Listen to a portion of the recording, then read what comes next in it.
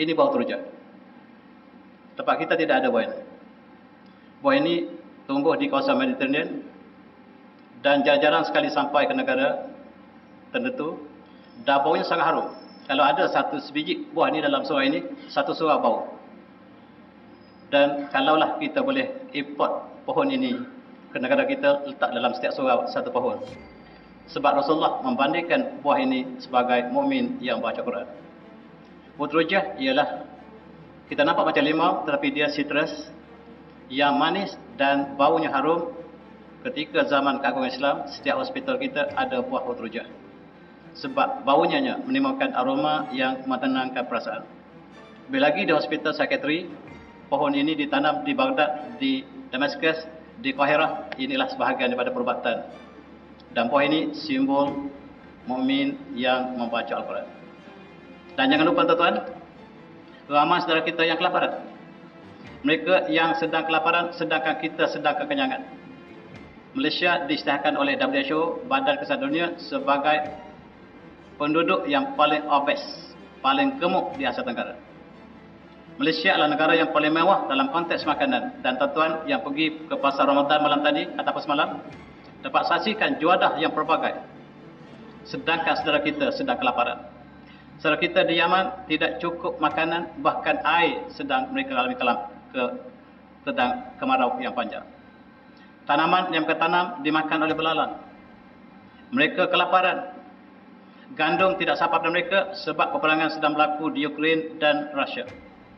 Selalunya Somalia ataupun Afrika selalu menerima gandum daripada Ukraine. Ukraine telah berperang, tidak ada ekspor gandum. Mereka tidak dapat import gandum dan mereka kelaparan sekarang. A'udzu billahi minasyaitonir rajim. A'udzu billahi minasyaitonir rajim. Bismillahirrahmanirrahim. Assalamualaikum warahmatullahi wabarakatuh. Alhamdulillah, alhamdulillah wa binasta'in wa la aqwata illa billah wa la hawla wala quwwata illa billah. Assalatu wassalamu ala asyrafil anbiya'i wal mursalin wa ala alihi wa sahbihi ajma'in, amma ba'du.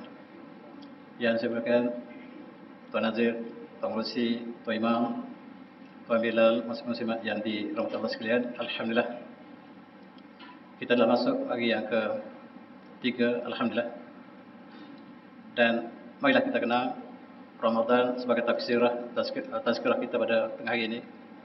Belum sekali saya ucapkan terima kasih, alhamdulillah dapat bersama dengan para jemaah. Barangkali pertama kali saya bertemu bersama para jemaah.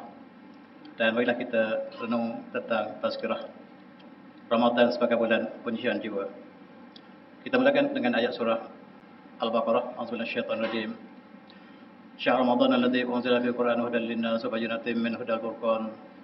Faman syahida minkum asyhara falyasum wa man kana yadhan aw 'ala sabirin fa indatun min ayyamin ukhra. Bulan Ramadan ialah bulan diturunkan Al-Quran padanya sebagai petunjuk kepada manusia dan keterangan, bayyinat minal huda wal furqan, daripada al-huda dan pembeza di antara benar dan palsu. Faman syahida minkum asyhara falyasum. Barang siapa yang menyaksikan bulan tersebut, siapa yang ada dalam bulan tersebut, hendaklah dia berpuasa. Barang siapa yang sakit, awala sabarin fa iddatun min ayyamin ukhra, dan sekiranya sakit ataupun dalam perjalanan, hendaklah diganti pada hari yang lain. Itulah sebagai falsafah syahr Ramadan, ialah bulan yang Allah turunkan Al-Quran. Dan tema kita hari inilah Al-Quran. Bila kita kenal dan kita lihat Al-Quran sebagai petunjuk, dalam hadis yang mulia ini Rasulullah bersabda, as-siyam Al-Quran yashfa'an li 'abdi yaumil qiyamah. Puasa dan Al-Quran. Puasa dan Al-Quran memberi syafaat kepada hamba pada hari kiamat. Dan yaqul siyam, puasa berkata, ai Rabbi, sesungguhnya Tuhanku, puasa telah mencegahnya hamba ini daripada makanan dan syahwat waktu petang. Dapat syafaat ini dan berilah saya, berilah daku syafaat supaya aku memberikan syafaat kepada yang berpuasa tersebut. Demikian juga ya Al-Quran, Rabbi manatuhu an-naum bil lail, dan aku juga menghalang hamba ini daripada tidur malam dan berjaga malam, dan berilah syafaat padaku supaya aku memberi syafaat kepada yang terlibat. Lalu payah syafa'an, dan Allah berikan kedua-dua permintaan. kepada puasa dan Quran untuk beri syafaat kepada mereka yang melakukannya. Mudah-mudahan kita diberikan syafaat puasa dan Al-Quran yang kita baca setiap hari. Lebih lagi dalam bulan Ramadan ini. Dalam hadis yang terkenal, hadis Imam Bukhari, Rasulullah bersabda, "Khairukum man ta'allama Al-Quran wa 'allamahu." Sebaik-baik kamu ialah mereka yang mengajar Al-Quran dan mengajarnya. Mempelajari, kemudian mengajar. Itulah terbaik antara kita. Dan inilah yang kita lakukan. Mudah-mudahan kita dapat keberkatan dalam perbincangan ini. Dalam hadis yang diriwayatkan oleh dalam hadis lain, Rasulullah bersabda, "Man qara'ha min kitabillah, falahu bihi hasanah." Barang siapa yang membaca satu huruf daripada kitab Allah, falahu hasanah, dan dia akan diberikan satu hasanah. Wal hasanatu bi asyri amsalihha, dan setiap kebaikan 10 ganjaran. La aqul alif lam mim harfun. Dan aku tidak mengatakan alif lam mim itu satu huruf, walakin alif harfun, walam harfun, wa mim harfun. Tapi alif satu huruf, lam satu huruf, mim satu huruf. Maksudnya dalam baca alif lam mim itu sudah ada 3 hasanah digandakan dengan 30 ganjaran. Subhanallah. Bayangkan kalaulah kita telah membaca khatam satu Al-Quran dalam bulan puasa ini, kita dapat gambarkan bayangan betapakah hasanah yang kita perolehi, dan itulah sebagai untuk saya dan untuk para jemaah sekalian. Dalam hadis yang cukup indah ini diriwayatkan oleh Imam Bukhari dan Muslim, Rasulullah bersabda, "Masalul mu'min alladhi yaqra'u al-Quran kamathali utrujah." Perumpamaan orang mukmin yang baca Al-Quran seperti buah sitrus, utrujah. Utrujah ialah buah sitrus yang sangat manis lagi harum. Rihaha tayyibun wa ta'muha tayyibun. Baunya sangat harum dan rasanya sangat manis. Masalul mu'min alladhi la yaqra'u al-Quran kamathali tamrah. Orang mukmin yang tidak membaca Al-Quran seperti buah tamar. La rihahala wa ta'muha khulun. Bau tidak ada tetapi rasanya sangat manis. Wa masalul al-munafiq alladhi yaqra'u al-Quran maithalu kharayhana. Perumpamaan orang munafik yang membaca Al-Quran seperti raihan. Baunya sangat harum tetapi rasanya pahit. Riha tayyibun wa ta'muha murrun. Rasanya pahit tapi baunya sangat harum. Dan masalul al-munafiq alladhi la yaqra'u al-Quran kamathali hanzalah laisa lahu rih wa ta'muha murrun. Dan perumpamaan orang munafik yang tidak baca Al-Quran seperti buah hanzalah yang pahit dan tidak ada sebarang bau. Rasulullah membuat bandingan 4 golongan. Marilah kita menjadi golongan yang pertama, mu'min alladzi yaqra'u al-Quran kamathali utrujah. Ini buah utrujah. Tempat kita tidak ada buah ini. Buah ini tumbuh di kawasan Mediterranean dan jarang sekali sampai ke negara tertentu. Dan baunya sangat harum. Kalau ada satu sebiji buah ini dalam surau ini, satu surau bau. Dan kalaulah kita boleh import pohon ini ke negara kita, letak dalam setiap surau satu pohon. Sebab Rasulullah membandingkan buah ini sebagai mukmin yang baca Quran. Utrujah ialah, kita nampak macam limau tetapi dia citrus yang manis dan baunya harum. Ketika zaman keagungan Islam, setiap hospital kita ada buah utrujah. Sebab baunya menimbulkan aroma yang menenangkan perasaan. Lebih lagi di hospital psikiatri, pohon ini ditanam di Baghdad, di Damaskus, di Qahirah. Inilah sebahagian daripada perubatan. Dan buah ini simbol mukmin yang membaca Al-Quran.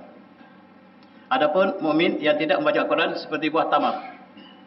Masih manis tetapi tidak ada bau. Berbanding dengan yang pertama, yang terbaik. Tamar juga masih baik tetapi alangkah baik sekiranya dia baca Al-Quran. Dan bagi munafik yang membaca Al-Quran, dia seperti raihanah.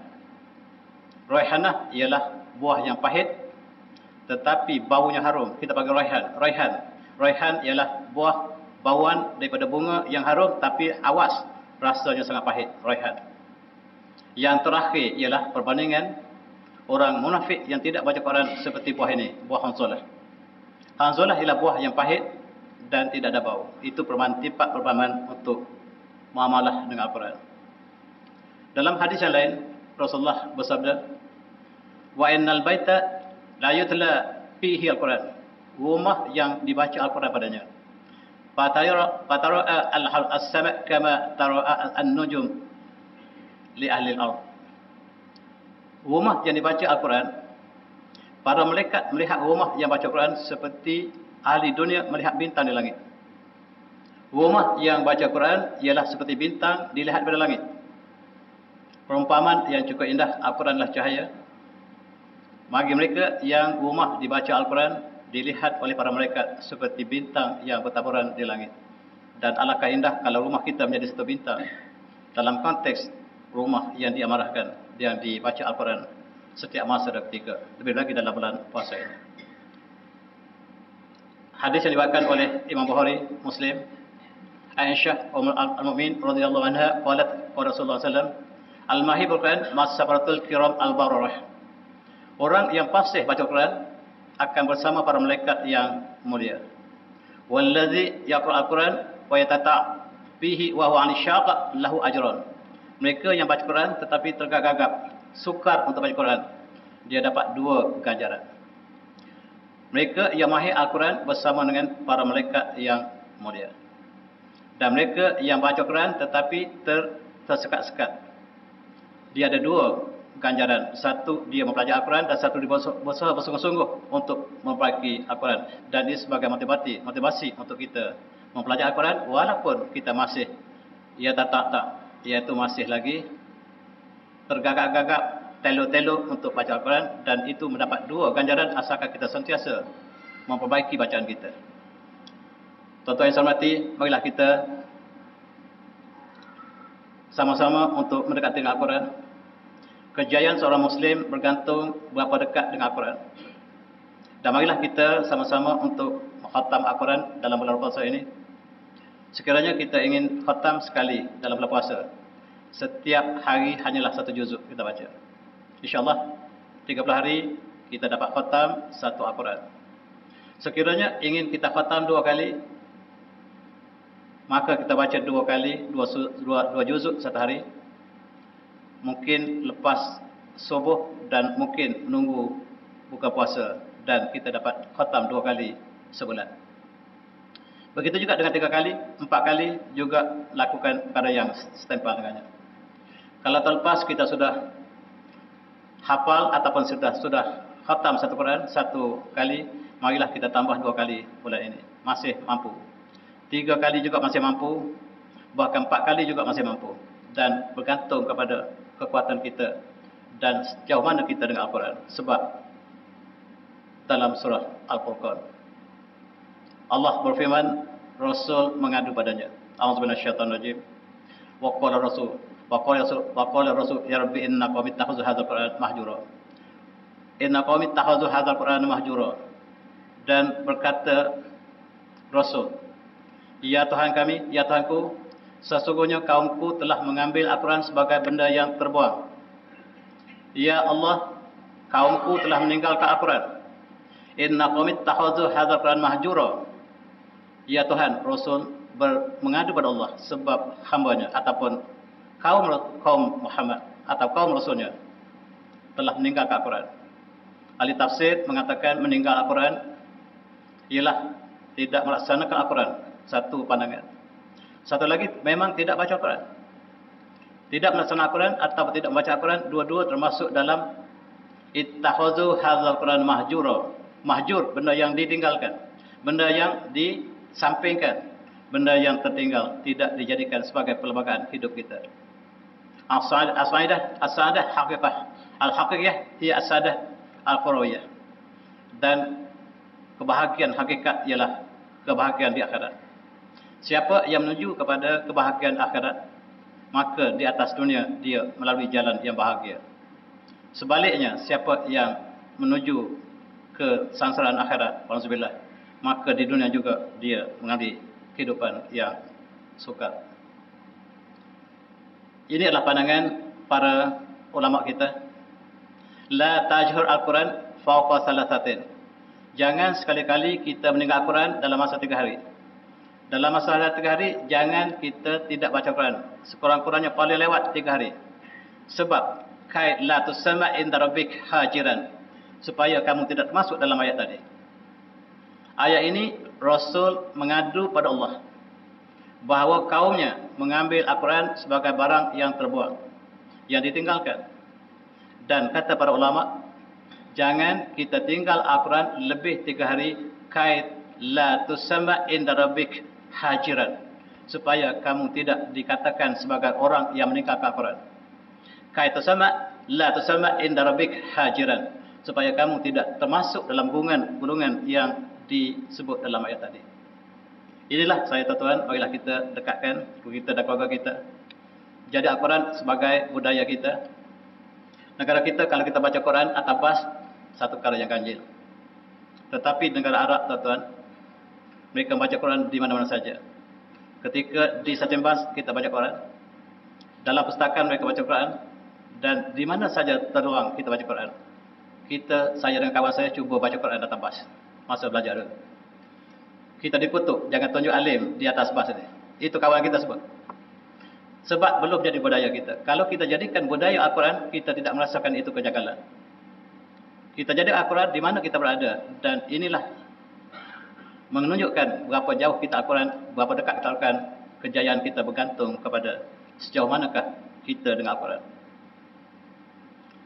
Cukup ganjil Al-Quran, kelebihan Al-Quran. Al-Quran diturunkan oleh malaikat Jibril AS, yang merupakan ketua para malaikat, dan diturunkan kepada Rasulullah, Rasul yang sebaik-baik ciptaan Allah. Rasul ialah ciptaan Allah yang teragung, dan diturunkan kepada Rasulullah, manusia yang teragung. Diturunkan oleh malaikat, ketua para malaikat. Diturunkan kepada umat Muhammad, umat yang sebaik-baik umat. Kuntum khairu ummatin, kamu ialah umat yang terbaik. Al-Quran diturunkan oleh Jibril yang terbaik kepada Rasul yang terbaik, kepada umat yang terbaik, umat Muhammad. Pada bulan Ramadan, bulan yang terbaik, penghulu segala bulan. Pada malam Lailatul Qadar, pada malam yang lebih baik pada 1000 malam, 1000 bulan. Dan berlapis-lapis keindahan kelebihan Al-Quran. 5 kelebihan yang tersusun-susun, dan alangkah indah kalau kita jadikan itu sebahagian daripada budaya kita. Dan para jemaah sekalian, yang kita sebutkan di sini, gambar-gambar menunjukkan di negara yang menghayati Al-Quran, kita lihat mereka membaca Al-Quran di mana-mana. Ketika mereka berehat, ketika mereka duduk di mana saja, dan dalam Al-Quran menyatakan 3 perniagaan yang tak pernah kita rugi. Salatun tijarah la yu'raf al-khasarah. 3 perniagaan yang tidak pernah kita akan rugi. Apakah 3 perkara itu? At-tilawah, baca Quran, as-salah, dan al-infaq. Tilawah Quran, solat dan infaq, iaitu bersedekah.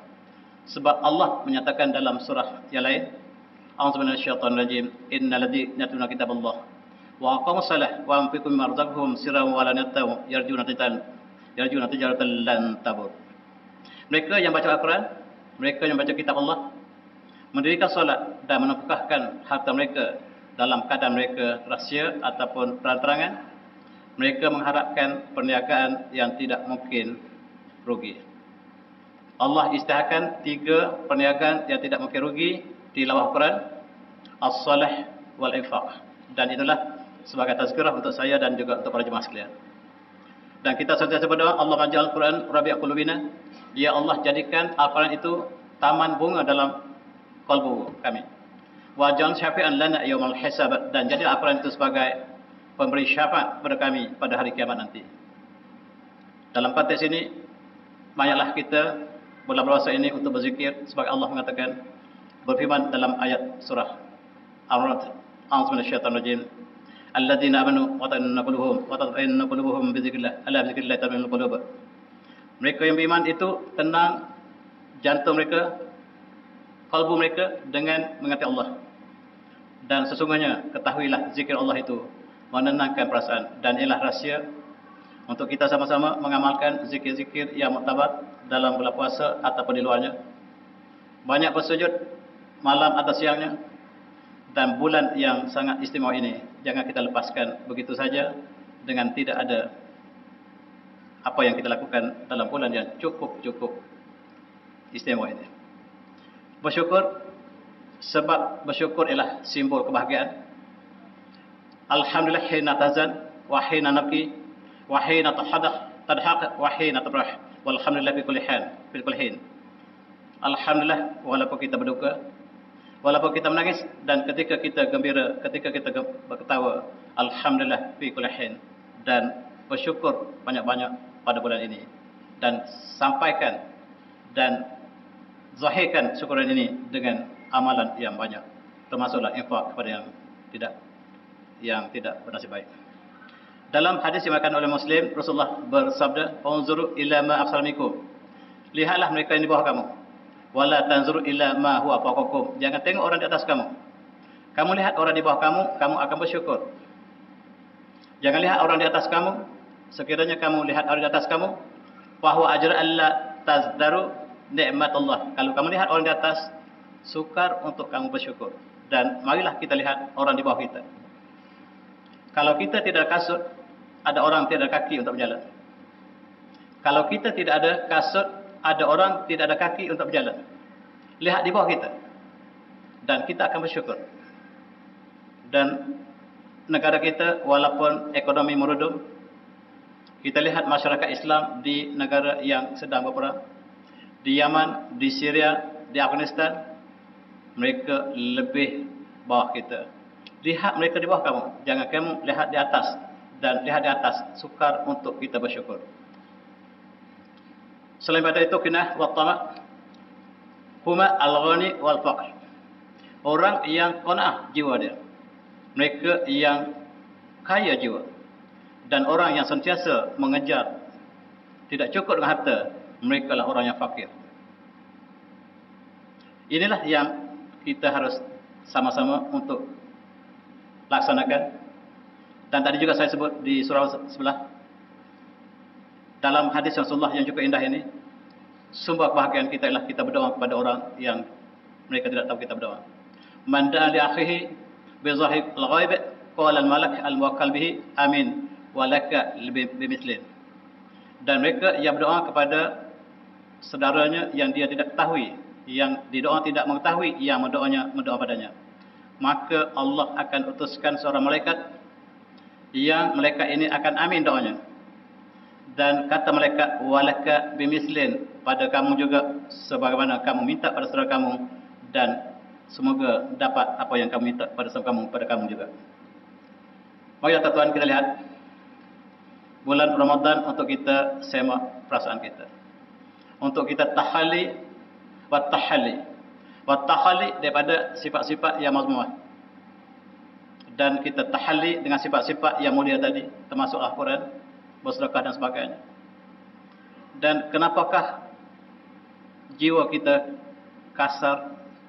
Sebab dikatakan bahawa az-zunub wal ma'asi, dosa dan maksiat menyebabkan hati keras. Wa ta'alluq bi ghairillah, dan kita sangat mengharap kepada bukan selain Allah. Hajarul Al-Quran, meninggal Al-Quran, itu menyebabkan hati kita keras. Mari kita at-tahalli daripada sifat ini, saya dan tuan-tuan. Al-hars ala dunia, dan berlebihan mencari dunia. Kasratul dhahak, dan terlalu banyak ketawa, ini mengeraskan hati. Sima al-ghani, mendengar muzik juga mengeraskan hati. Al-sadiqa as-su', iaitu sahabat yang buruk. Israf fit ta'am, dan berlebihan dalam makanan juga mengeraskan hati. Ini yang dipukul daripada kitab-kitab tasawuf kita. Dan ada keras hati, di antara hati yang keras, sukar untuk menerima kebenaran, ialah di antara perkara yang kita sebutkan tadi. Al-haqad, daun dafin, penyakit dengki hasad, ialah penyakit yang tersimpan dalam dada. Dan orang yang hasad, dia merasakan orang lain juga hasad seperti dia. Dan hasad seperti duri yang menyakitkan orang yang berdekatan dengannya. Dan tuan-tuan, su'azon marud, dan salah sangka buruk pada kawan kita adalah penyakit. Yaqtul kullama huwa jamil, dan dia akan membunuh segala kebaikan yang indah, dibunuh oleh perasaan haqad ataupun buruknya sangka kita pada kawan kita. Dan orang yang buruk hati, dia menyangka orang lain juga sama seperti dia. Marilah kita at-takhali, kita bebaskan daripada sifat ini. Saya dan tuan juga. Ini satu falsafah tentang hasad dengki. Kata-kata hikmah syatu wahid tasnaun million ad kibrit. Satu pohon yang satu sepohon boleh ditebang pohonnya, dibuat bilah mancis sejuta. Sejuta bilah mancis dibuat daripada pohon yang ditebang. Wa yumkinu li ad kibrit wahid ayarhaq million sajarah. Tetapi sebatang mancis yang kecil dapat membakar sejuta pohon. Inilah ibarat mereka yang dengki. Dengan dengki satu mancis, dia dapat membakar seluruh hutan. Dan demikianlah. Lidzalika la yadu abran salabiyan wahid yusra ala mariyan ijabat fi hayatika. Kita melihat kawan kita yang ada satu keburukan, kita besarkan keburukannya, tetapi kita lupa sejuta kebaikan yang ada padanya. Kita melihat keburukan yang satu adalah ia dapat membakar seluruh hutan dalam kata-kata hikmah tadi. Sedangkan kebaikan yang banyak, begitu banyak yang kita lupakan, sedangkan satu keburukan yang kita besarkan. Itulah kata-kata hikmah untuk kita sama renungi. Al-insan al-mulawat dakhiliyan la yasta'ibat wujud basharan aqiyan. Dan insan yang hatinya telah gelap di dalam, hati tercemar di dalam, dia tidak dapat membayangkan orang lain ada yang baik. Dia tidak membayangkan ada orang yang baik. Sebab bila hati sudah gelap, dia melihat dengan kegelapan. Seperti kita pakai cermin hitam, kita lihat seluruh dunia hitam. Sedangkan yang hitam hanyalah cermin kita. Buang cermin hitam kita dan kita dapat melihat dunia yang jelas. Itulah ibarat mereka yang melawat di dalamnya, mereka yang telah tercemar di dalam dadanya. Sedangkan pencemaran bukan saja pada alam semesta, tetapi dalam jiwa kita yang kita harus sama-sama baiki untuk sepanjang bulan Ramadan dan selepasnya. Dan kata pepatah juga, lan tazuk ila sawri masyah. Jangan kita buat maksiat yang kecil, kita tak itu kecil saja. Walakin zur li'azati man asaita. Tapi lihat maksiat itu dilakukan kepada siapa? Kepada Allah. Tentu dia besar. Jangan lihat maksiat yang kecil, tetapi lihat pada siapakah maksiat itu dilakukan. Ini semua kata-kata ahli sufi. Kita ulang kembali, mudah-mudahan dapat menyentuh hati kita juga.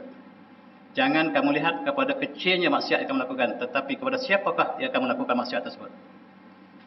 Dan inilah segala-galanya, ialah kalbu kita. Dalam hadis yang mulia ini, muttafaqun alaih, Rasulullah bersabda, ala fa inna fi jasadika mudghah. Dalam jasad kamu ada satu betul daging. Iza salahat salahat jasad kulluh. Apabila daging itu baik, maka baik seluruh badan. Wa iza fasadat fasadal jasad kulluh. Dan apabila rusaknya organ tersebut, maka seluruh badan akan rosak. Ala wahyal qalbu, dan tahuilah dia adalah qalbu. Inilah yang untuk kita baiki sepanjang hayat kita. Sebab di sinilah raja segala-galanya. Raja yang adil, dia akan memerintah dengan adil. Raja yang zalim, dia akan menyuruh segala tenteranya, termasuk kaki, tangan, mulut dan sebagainya, untuk melakukan keburukan. Dan sekiranya raja ini baik, maka kerajaannya jadi baik. Sekiranya raja ini zalim, maka begitulah. Ibarat pada jasad manusia juga demikian. Dan marilah kita juga kenang apa yang Rasulullah sebut, pesan kita, bukan saja dalam puasa, di luar juga. Dalam hadis yang dibawakan muttafaqun alaih, la tabawadu wa la tahasadu wa la tadabaru wa kunu ibadallahi ikhwana. Jangan kamu saling benci membenci, jangan kamu saling hasad menghasati, jangan kamu saling belakang membelakangi. Wa kunu ibadallahi ikhwanan. Jadilah kamu hamba Allah yang bersaudara. Pesanan untuk sepanjang hayat. Sebab inilah yang menghancurkan ikatan masyarakat. Karena kita cantik, kita sombong pada orang lain. Allah berikan kelebihan pada kita dan kita sombong. Wala tahasadu, wala tabaghadu, wala tadabaru. Cukup indah tuan-tuan. Sangat singkat kata hadis inilah. Wala tabaghadu, wala tahasadu, wala tadabaru. Wa kunu ibadallahi ikhwana. Bagi mereka yang melihat kata-kata dari segi bahasa Arab, kata-kata ini lengkap dalam bait yang sangat ringkas, meliputi seluruh kehidupan kita dalam konteks kehidupan bermasyarakat. Kerana kita cantik, kita benci orang lain. Kerana kita kaya, kita menjadikan orang lain kesombongan. Dan yang cantik menghina yang tak cantik, yang kaya menghina yang bawah, yang tinggi menghina yang bawah. Dan inilah yang termasuk dalam pesanan Rasulullah tadi, supaya kita sama-sama merenungi ketika bulan puasa yang cukup indah ini. Inilah tuan-tuan sebagai ibadat. Ketika ayah masih ibu, ibu dan ayah masih ada, kita adik-beradik bersama makan secara seadanya. Makanan yang kecil dikongsi bersama. Tetapi bila mak dan ayah tidak ada, dalam masyarakat perpecahan berlaku antara ayah, antara adik dan ibu, adik dan abang. Di sebelah kiri ialah gambar rumah Hamid dengan abangnya.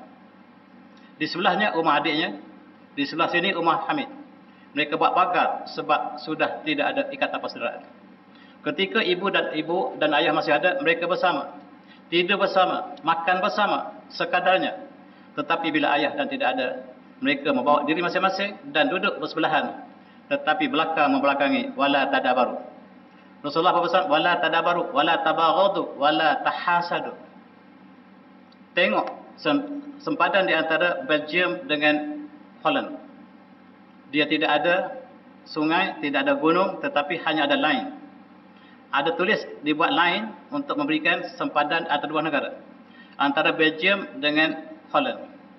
Tetapi rumah Hamid dengan adiknya ada pagar yang sangat tebal. Persaudaraan telah diputuskan. Marilah kita hubung kembali pada bulan puasa ini. Saya dan tuan-tuan, marilah kita rapatkan kembali saf kita. Sekiranya ada tercela sedikit perasaan sebelum ini, marilah kita rapatkan kembali. Bulan inilah bulan yang indah untuk kita sama-sama saksikan. Ini pagar rumah Hamid dengan adik dia. Duduk sebelah. Kita melawat Hamid, nak melawat adik dia, ada pagar. Ini cukup malang dalam masyarakat kita, masyarakat Islam. Bukan saja membelakangi, tetapi sudah memutuskan tali persaudaraan. Marilah kita hubung kembali sekiranya ada seperti ini dalam kalangan kita. Dan kita ingat, negara pun tidak ada sepadan yang sedemikian. Dan sekiranya kita merasakan keakuhan kita, tengok di bawah. Kita berasal pada bumi dan kita akan kembali pada bumi. Setinggi mana sekalipun.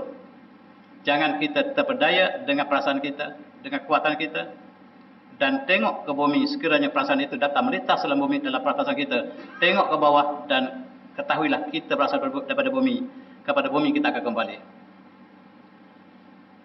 Dalam hadis yang mulia, muttafaqun alaih, Rasulullah berpesan, Iza kana yawma shamin ahadikum fala yarfathu wala yashab fa in saba ahadun aw qatalahu falyaqul inni shaim. Sekiranya seorang kamu puasa, jangan kamu lakukan yarfas, jangan hubungan suami isteri. Wala yashab, jangan bertengkar. Fa in sabahu ahadun, sekiranya orang mencela kita, aw qatalahu atau perangi kita, falyaqul inni shaim, saya sedang berpuasa. Inni shaim, saya sedang berpuasa. Jawab inni shaim. Cukup indah pesan Rasulullah. Sekiranya ada orang yang mencela, mengatakan dengan kata-kata yang buruk, dan jawab inni shaim, senang disebut, sukar untuk dilaksanakan. Dalam hal yang mulia juga, man lam yada' qaula zur, siapa yang tidak boleh meninggalkan kata-kata bohong, fal amal bihi falasallahu hajatan fi ayyada ta'amahu wa syarabah. Dan Allah tidak memerlukan puasanya yang dia meninggalkan makan dan minum, sekiranya dia tidak meninggalkan amalan buruknya, termasuklah perkataan-perkataan yang dusta. Allah tidak memerlukan puasa. Dan subhanallah, hadis yang banyak kali kita baca, dalam hadis yang diriwayatkan muttafaqun alaih juga, dalam syurga itu ada satu pintu yang disebut yuqaluhu ar-rayyan, yadkhul minhu shaimun, dan pintu itu hanya dimasuki oleh orang yang puasa yaumul qiyamah. La yadkhul minhu ahadun, dan tidak ada orang yang boleh masuk selain pada orang puasa. Dan apabila orang puasa sudah masuk semuanya, maka pintu itu pun ditutup. Ini simbol bagaimanakah penghargaan ataupun nikmat mereka yang berpuasa dengan sempurna. Dan Rasulullah juga bersabda, Rabbas shaim laisa min siyamihi illa ju'. Dan berapa ramaikah orang puasa tetapi yang dia dapat hanyalah lapar, sebab dia tidak meninggalkan perkara yang keburukan. Rabbas shaim laisa lahu qiyamun illa sahar. Dan berapa ramaikah orang yang mendirikan malam, tetapi yang dia dapat hanyalah berjaga malam. Sebab dia tidak meninggalkan perkara yang dilarang oleh Allah SWT. Dan inilah apa yang kita sebutkan tadi, tuan-tuan. Dan Sayyidina Umar berpesan pada kita, Al-birrun hayyin, untuk kebajikan itu sangat mudah. Dan innamal birruh syai'un hayyin, melakukan kebaikan itu perkara yang sangat mudah. Sebab senyum kepada kawan pun satu kebaikan. Dan lidah yang indah, kata yang baik juga sedekah yang untuk kita sama-sama amalkan. Ada satu kisah yang saya ingin berkongsi, tuan-tuan. Ada seorang penjual cuka di pasar. Di sebelahnya ada yang jual madu. Yang menjual cuka laku, tetapi yang jual madu tak laku. Yang jual madu tanya kepada yang jual cuka, kenapakah madu saya tak laku dan cuka tuan laku? Jawab yang penjual cuka, saya jual cuka dengan lidah seperti madu. Tuan menjual madu tapi lidah seperti cuka. Untuk kita ambil iktibar. Dalam muamalah, perkara seperti inilah yang kadang-kadang kita lupa. Kadang-kadang lupa dalam konteks bermuamalah dengan lisan yang indah. Dan jangan lupa, tuan-tuan, ramai saudara kita yang kelaparan. Mereka yang sedang kelaparan sedangkan kita sedang kekenyangan. Malaysia diisytiharkan oleh WHO, Badan Kesihatan Dunia, sebagai penduduk yang paling obes, paling gemuk di Asia Tenggara. Malaysia adalah negara yang paling mewah dalam konteks makanan. Dan tuan-tuan yang pergi ke pasar Ramadan malam tadi ataupun semalam dapat saksikan juadah yang pelbagai. Sedangkan saudara kita sedang kelaparan. Saudara kita di Yaman tidak cukup makanan, bahkan air sedang mereka alami sedang kemarau yang panjang. Tanaman yang mereka tanam dimakan oleh belalang. Mereka kelaparan. Gandum tidak sampai pada mereka sebab peperangan sedang berlaku di Ukraine dan Rusia. Selalunya Somalia ataupun Afrika selalu menerima gandum daripada Ukraine. Ukraine telah berperang, tidak ada ekspor gandum. Mereka tidak dapat import gandum dan mereka kelaparan sekarang. Inilah suasana yang harus kita sama-sama fikirkan. Ini saudara kita di Turki. Mereka baru saja mengalami gempa bumi yang sangat dahsyat. Dan mereka tidak sempat untuk buat bangunan dan mereka duduk tempat-tempat seperti ini. Pelarian di Syria juga seperti ini. Pelarian di Afghanistan juga seperti ini. Dan mereka sekarang sedang di Rundung Malang sedangkan mereka sedang menjalankan puasa sama seperti kita. Mari kita bersatu pada mereka. Sekiranya ada badan-badan yang mengendalikan derma dan sebagainya, marilah kita sama-sama memberikan sokongan sebab mereka lah satu jasad seperti kita juga. Dan kita dengan saudara kita lah satu jasad yang sama. Kita lihat inilah suasana yang berlaku di Turki. Cukup menyayati. Sudahlah kita lihat gempa bumi yang berlaku. Bukan sekali tapi berturut-turut. Bangunan yang perkasa juga hancur lebur. Manusia terperangkap. Dan kematian tidak dapat dielakkan. Dan selepas ini mereka ditempatkan tempat-tempat pelarian. Dan jangan lupa juga kita baru saja lepas pada bencana banjir di Batu Pahat, di Johor. Dan dikatakan sisa-sisa kesan-kesan banjir masih dirasakan di Johor. Marilah kita bersempati dan kita berikan pertolongan yang seadanya. Dalam satu hadis yang diriwayatkan oleh Imam Muslim, Rasulullah bersabda, "Wallazi nafsi biyadihi la yu'minu 'abdun hatta yuhibbu li jari ma yuhibbu nafsi." Kama qala. Demi jiwaku dalam tangannya, tidak beriman seorang hamba sehingga dia cinta pada jirannya sebagaimana dia cinta pada diri sendiri. Bukan seorang mukmin yang tulen sekiranya dia sehingga dia mencintai jirannya sebagaimana mencintai dirinya sendiri. Dan tuan-tuan, marilah kita sama-sama infak sebagaimana perniagaan yang tidak pernah rugi. Ialah infak satu perkara yang cukup indah untuk bulan kita lakukan bulan puasa ini. Sebab sebaik-baik sedekah ialah sedekah bulan Ramadan. Riwayat Imam Tirmizi. Rasulullah pula apabila selepas bertadarus dengan Jibril, Rasulullah menjadi orang yang sangat pemurah. Sebagaimana di hadis dalam hadis Imam Bukhari, Imam Muslim ini mengatakan, sebaik saja tadarus dengan Jibril, Rasulullah menjadi orang yang sangat pemurah dan kebaikannya melimpah sebagaimana disebut dalam hadis ini sebagai aminin minarih al-musalah. Dan kebaikan Rasulullah dan sedekah Rasulullah seperti angin yang bertiup kencang. Dan Rasulullah juga bersabda, "Ma naqasat sedekah minan mal." Harta tidak akan kurang dengan sedekah. Harta tidak akan kurang dengan sedekah, bahkan dia bertambah. Bertambah, bertambah dan bertambah. Seperti pohon rambutan kita ini. Tahun ini dia berbuah, kita kena pangkas. Pangkas ialah mengeluarkan infak. Dan selepas kita pangkas, dia keluar tunas yang muda. Tahun depan dia berbuah 2 kali ganda daripada tahun lepas. Bagi mereka yang tidak pangkas pokok rambutan, tahun depan tidak sebaik tahun ini perbuahannya. Dan Rasulullah bersabda, harta tidak akan berkurangan daripada sedekah. Oleh sebab itu, seperti kita pangkas pohon ini, maka setiap kali kita pangkas, maka tunas baru akan muncul dan mengeluarkan buah yang berganda pada tahun akan datang, insyaAllah. Inilah ibadat sedekah. Dan dalam hadis yang banyak tentang sedekah, yang cukup menarik ialah Rasulullah bersabda, "Dawu madakum bisedekah." Dan rawatilah, ubatilah pesakit kamu dengan sedekah. Orang yang sakit, yang belum kesakitan, dan marilah kita sama-sama sedekah. Mudah-mudahan itulah menjadi perkara yang memberikan kesembuhan kepada kita. Ini adalah satu contoh di Turki. Dipanggil Hajar al-Sadaqah. Kalau tuan pergi ke Istanbul, pergi ke Kapadia, kalau tuan akan lihat kota ini masih ada lagi di prison. Ketika Osmaniyah, kota ini ialah untuk sedekah. Kita boleh masuk duit ke dalam kota ini, tak ada siapa yang tahu. Dan siapa yang perlu, diambil wang ini seperlunya. Ini rakyat yang adil. Dia tidak ambil lebih daripada keperluannya.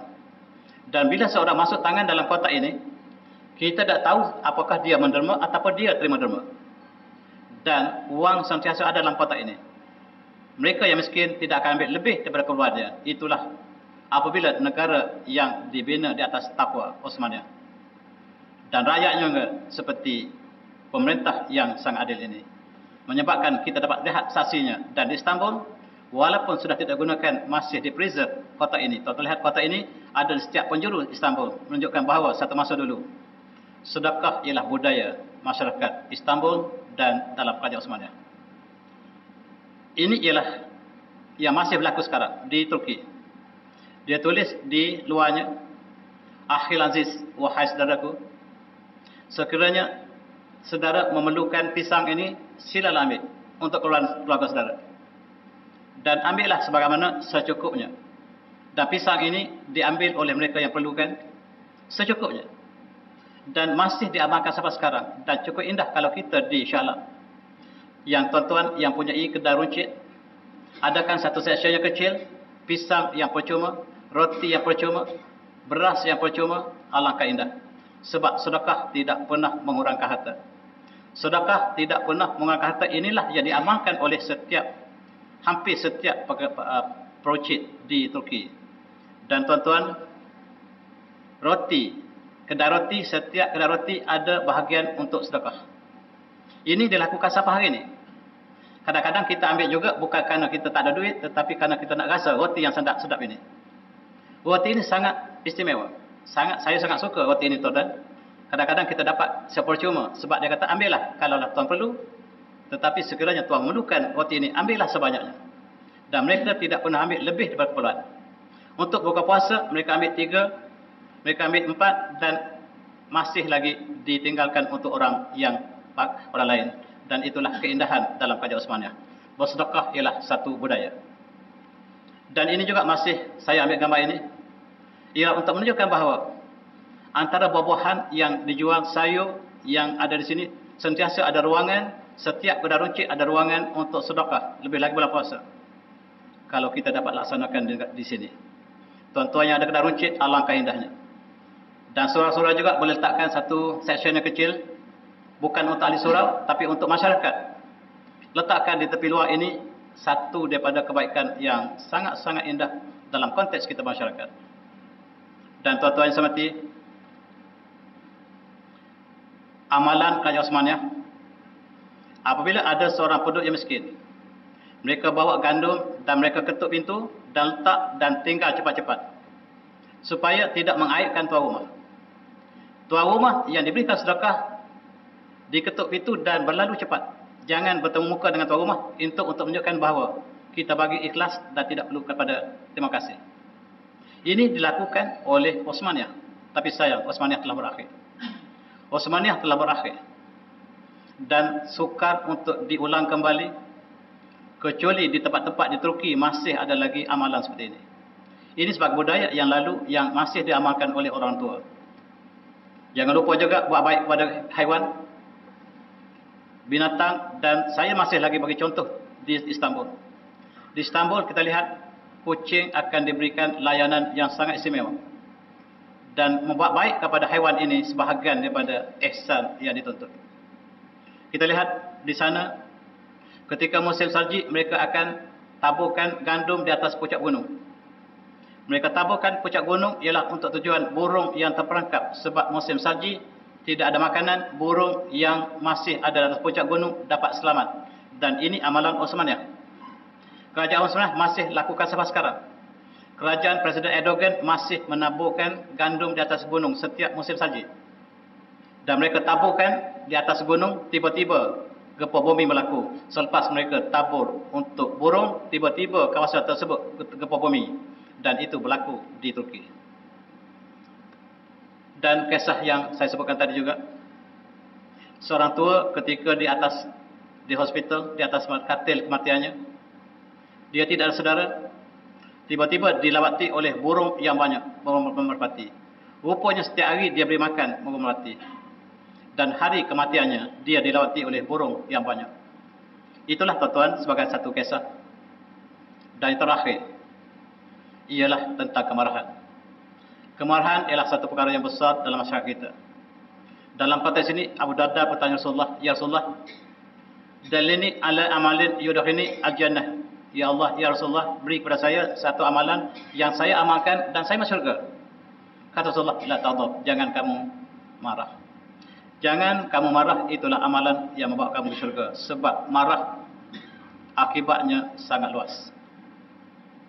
Dan dalam surah Al-Hajr, ada Hijr, Rasulullah digambarkan dalam ayat ini bahawa Rasulullah sempit dada apabila berdepan dengan orang Quraisy yang menolak seruan baginda. Dan Allah mengatakan walaqad na'lamu annaka yadhiqu sadruka bima yaqulun. Sesungguhnya kami tahu apakah dada kamu sempit wahai Muhammad disebabkan apa yang mereka kata pada kamu. Dan sebagai pengubatnya, fasabbih bihamdi rabbika wa kum minas sajidin, dan bertasbihlah dengan segala pujian Allah, segala pujian Tuhanmu, dan jadilah kamu orang yang bersujud. Ini untuk perasaan marah. Bila dada telah sempit, maka Allah mengatakan fasabbih bihamdi rabbik wa kum minas sajidin. 3 perkara: bertasbih, bertahmid, dan bersujud. Hari ini kemarahan sangat-sangat luar biasa. Dan Rasulullah juga bersabda, laisa syadid bisrah. Orang yang kuat bukan dia dapat mengalahkan dalam gusti, tetapi innama syadid alladhi yamliku nafsu indal ghadab. Rasulullah mengatakan lelaki yang kuat bukan lelaki dapat mengalahkan lawannya, tetapi lelaki yang dapat menahan perasaan ketika marah. Lelaki yang perkasa ialah dia dapat tahan perasaan marah. Kita sekarang tuan-tuan marah di mana-mana. Di Bangi, bulan puasa tahun lepas, ada buat 8 rakaat, ada buat 20 rakaat. Yang buat 8 rakaat, parking depan. Yang buat 20, parking belakang. Bila sudah 8 rakaat, mereka nak keluar, tersekat dengan 20. Tak boleh keluar. Yang buat 20 pula, sudah solat, ada more, ada tadarus, dan bila tengah malam baru boleh keluar. Bergaduh. Solat sunat, bergaduh haram.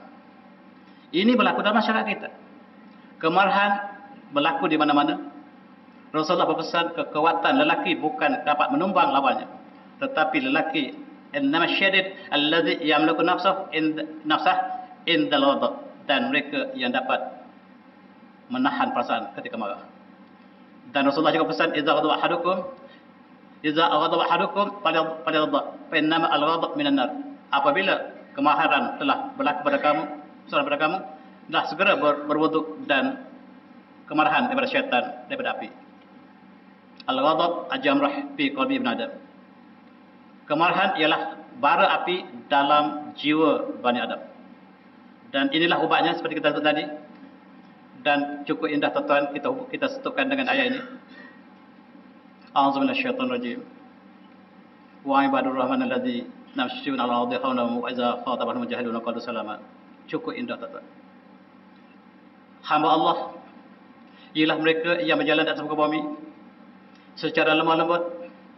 Wa idza khatabahum jahilu, apabila ditegur, disapa, dikatakan oleh orang jahil, qalu salama, mereka balas dengan kesejahteraan. Mereka berkata dengan kata yang baik. Walladzina bi rabbihim sujudan wa qiyama, yaitu mereka yang tidur malam dengan penuh dengan sujud dan qiyam. Walladzina yaquluna rabbana subhana azab jahannam inna azabaha kana gharama, dan mereka yang berkata, ya Allah, ya Tuhan kami, hindarlah kami daripada azab neraka, dan sungguhnya azab neraka itu sangat-sangat menyakitkan.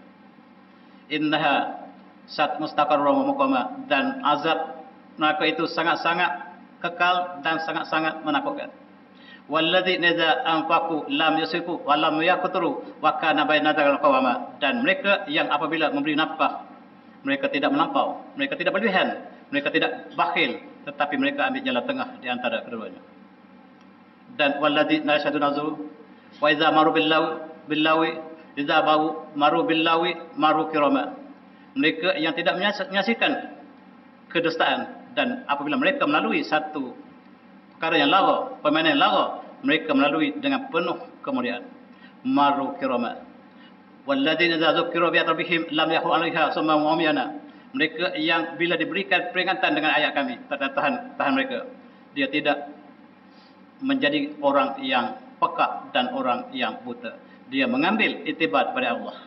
Walladzina yaquluna rabbana hab lana min azwajina wa dhurriyyatina qurrata a'yun waj'alna lil muttaqina imama, mereka yang berdoa, wahai Tuhan kami, berilah pada kami saudara zuriat ataupun isteri kami yang baik, dan zuriat kami yang menjadi qurrata a'yun, yang menjadi penghias mata kami, waj'alna lil muttaqina imama, dan jadilah kami sebagai pemimpin kepada orang muttaqin, orang yang bertakwa. Begitu indah tuan-tuan, dan Al-Quran cukup indah, dan kita juga dapat merasakan. Marilah kita pelajari Al-Quran dalam bahasa asalnya. Tidak cukup kita baca Quran dengan hanya berpandu kepada terjemahan, tak cukup. Kita sebagai jemaah surah tuan-tuan, mestilah marilah kita mendalami bahasa Al-Quran, bahasa tamadun, bahasa Islam, bahasa Al-Quran, bahasa jannah. Dan marilah kita sama-sama mendalami.